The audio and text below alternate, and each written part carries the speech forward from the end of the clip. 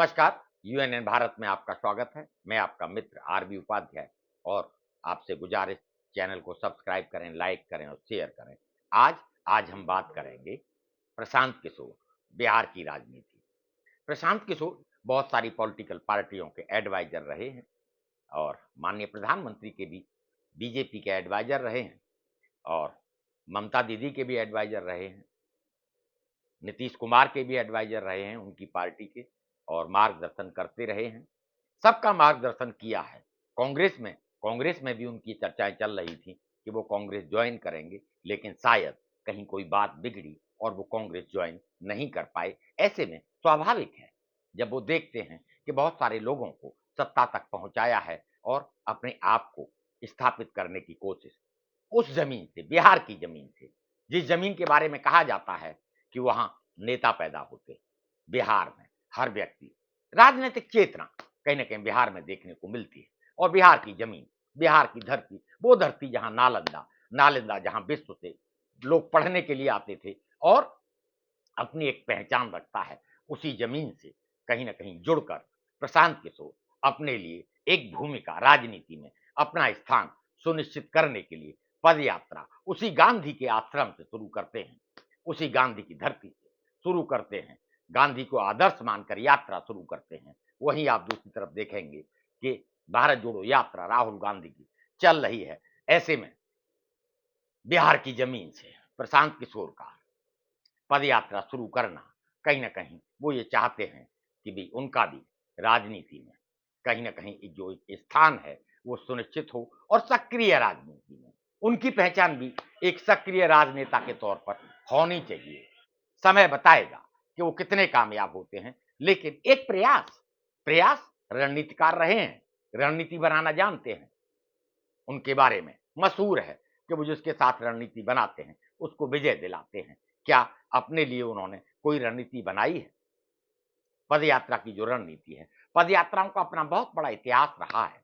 गांधी से लेके आज तक, जब से देश आजाद हुआ, आजादी के पहले से पदयात्राओं का अपना एक इतिहास रहा है। चाहे वो गांधी की पदयात्रा रही हो, लाल कृष्ण आडवाणी की पदयात्रा रही हो, चंद्रशेखर की यात्रा रही हो या अखिलेश यादव की यात्रा रही हो, उसी कड़ी में कहीं ना कहीं बिहार से पदयात्रा शुरू कर रहे हैं प्रशांत किशोर। प्रशांत किशोर मीडिया नहीं दिखा रहा, मीडिया में नहीं आ रहा और सोशल मीडिया में भी बहुत ज्यादा चर्चा नहीं है। लेकिन जहां तक प्रशांत किशोर का प्रश्न है, अच्छे रणनीतिकार हैं, राजनीति की समझ रखते हैं। जब मीडिया में स्पेस नहीं मिल रहा तो उन्होंने भी अपनी रणनीति के तहत कहीं ना कहीं जेडीयू पर, नीतीश कुमार पर प्रश्न उठाने शुरू कर दिए, प्रश्न खड़े किए हैं क्या हो रहा है। और स्वाभाविक है, प्रश्न सत्ता से पूछे जाते हैं। पत्रकारिता का भी धर्म है कि सत्ता से प्रश्न पूछे, सत्ता से जनता की आवाज बनकर जनता की जो भी समस्याएं हैं उनको कहीं ना कहीं शासन प्रशासन या जो भी सत्ताधारी दल है उसके सामने लाया जाए। अब जब पदयात्रा शुरू कर दी है, राजनेता आपको बनना है, राजनीति में अपना स्थान सुनिश्चित करना है, तो राजनीति तो करनी पड़ेगी और वो शुरू हो चुकी है। उन्होंने प्रश्न पूछे हैं नीतीश कुमार जी से, नीतीश कुमार जी को कटघरे में खड़ा किया है और प्रश्न प्रश्न कोई बेमानी नहीं होते हैं। प्रश्न वही हैं जिस विकास की आप बात करते हैं, पानी की बात करते हैं, बिजली की बात करते हैं, सड़क की बात करते हैं, शिक्षा की बात करते हैं, स्वास्थ्य की बात करते हैं, रोजगार की बात करते हैं, तो प्रश्न उठेंगे। एक लंबे समय से नीतीश कुमार जी मुख्यमंत्री बिहार में हैं, सुशासन बाबू के नाम से जाना जाता है। शराबबंदी उन्होंने बिहार में लागू की है। ये बात अलग है कि शराब खाने के पीछे भी मिल जाती है और शराब के जो केस हैं उससे कहीं ना कहीं कोर्ट भी चिंतित है कि जिस तरीके से आप योजनाएं बनाते हैं या जिस तरह के आदेश लागू कर देते हैं बिना सोचे समझे, वो न्यायालय पर कहीं ना कहीं बोझ बढ़ता चला जाता है। अब सुशासन बाबू की छवि धीरे धीरे कहीं ना कहीं टूट रही है और पहले मैंने कहा था कि वो बीजेपी के साथ थे और बीजेपी के साथ जब थे तो कांग्रेस को या विपक्ष को, आरजेडी को कटघरे में खड़ा करते थे। आज आज परिदृश्य बदला हुआ है। आज वो आरजेडी के साथ सत्ता में हैं और मुख्यमंत्री हैं। जब आप इतने लंबे समय तक मुख्यमंत्री रहते हैं तो कहीं ना कहीं प्रश्न पूछे जाते हैं और वैसे भी जेडीयू कमजोर हुई है, ये कहने में मुझे कोई गुरेज नहीं है। इलेक्शन में देखा जाए तो बीजेपी की सीटें बढ़ी, जेडीयू की सीटें घटी और जेडीयू की जो सीटें घटी उसके बावजूद भी नीतीश को मुख्यमंत्री बनाया है। बीजेपी ने मुख्यमंत्री का पद दिया, स्वीकार किया। ये बात अलग है कि नीतीश जी को लगने लगा कि भी जेडीयू टूट सकती है। क्यों? क्योंकि महाराष्ट्र में खेला हो चुका था, महाराष्ट्र में खेला हो गया था और उसी का परिणाम है। आप देखेंगे कि जो शिवसेना है 2 धड़ों में बँट गई, ऐसा लग रहा था कहीं जेडीयू टूट न जाए, बीजेपी कहीं जेडीयू को भी तोड़कर अपने साथ एक दूसरे गुट को या दूसरा कोई एक नाथ शिंदे कहीं जेडीयू में पैदा ना हो जाए। अपने आप को बचाते हुए, अपनी पार्टी को बचाते हुए, अपने घर को बचाते हुए उन्होंने एक जो संबंध था वो तोड़ा बीजेपी के साथ और आरजेडी के साथ। फिर एक नई पारी की शुरुआत की है। ऐसे में प्रशांत किशोर जो प्रश्न खड़े कर रहे हैं, स्वाभाविक है वो प्रश्न जनता के हैं, जनता से जुड़े प्रश्न हैं। ऐसे में उंगली उठना स्वाभाविक है। तरह-तरह के आरोप कहीं न कहीं प्रशांत किशोर पर भी लग रहे हैं कि प्रशांत किशोर की यात्रा सफल नहीं हुई, जनता का सहयोग नहीं मिल रहा या मीडिया में स्पेस नहीं मिल रहा। इसलिए प्रशांत किशोर कहीं न कहीं जेडीयू को या नीतीश कुमार पर प्रश्न खड़े कर कर मीडिया में अपना स्थान सुनिश्चित करना चाहते हैं। आज 1-2 चैनल पर बहस भी हुई, चैनलों में डिबेट थी, मैं भी एक डिबेट का हिस्सा था।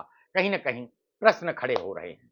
अब घेरने की कोशिश कर रहे हैं प्रशांत किशोर कहीं न कहीं जेडीयू को और नीतीश कुमार को। और जब प्रश्न खड़े होंगे या विवाद उत्पन्न होगा तो मीडिया में स्वाभाविक है स्पेस मिलेगा, चर्चा होगी और चर्चा शुरू भी हो गई है। मैं समझता हूँ पहले उसमें प्रशांत किशोर कामयाब रहे कि कम से कम टीवी डिबेट का हिस्सा बने। उनका जो चर्चा है वो शुरू हुई है।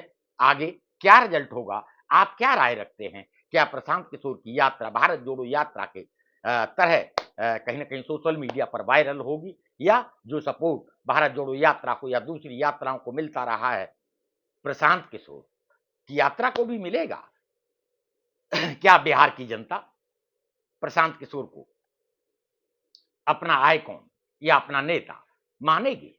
क्या स्वीकार करेगी जनता? प्रश्न बहुत सारे उठेंगे। जैसे-जैसे यात्रा प्रशांत किशोर की बिहार में आगे बढ़ेगी और प्रश्न खड़े करेगी सत्ता के ऊपर। सत्ता का मतलब कहीं न कहीं नीतीश कुमार के ऊपर नीतीश कुमार भी पलटवार करेंगे। पलटवार में जनता की जो अदालत है वो सर्वोच्च अदालत है। अब जनता कितनी जुड़ेगी? जनता का जुड़ाव अगर यात्रा के प्रति कोई भी यात्रा हो, जुड़ती है जनता तो यात्रा सफल होती है, जनता नहीं जुड़ती है तो यात्रा कोई भी यात्रा हो असफल हो जाती है। परिणाम जो आने चाहिए वो परिणाम नहीं आते हैं। कोशिश अच्छी है और जो रणनीति है प्रशांत किशोर क्योंकि रणनीतिकार हैं, तो अपने लिए रणनीति तो बनाई होगी, रणनीति भी उनकी अच्छी है। आगे जैसे-जैसे यात्रा उनकी बढ़ेगी बिहार की ज़मीन पर, तो वो ज़मीन से कितने जुड़ेंगे, जनता कितना जुड़ेगी और आपकी राय जिसका मुझे हमेशा इंतज़ार रहता है, अभी भी आपकी राय का, आपके कमेंट्स का इंतज़ार रहेगा। आपके कमेंट हमारा मार्गदर्शन करते हैं। मैं पुनः गुज़ारिश करूँगा चैनल को सब्सक्राइब करें, लाइक करें, शेयर करें। नमस्कार।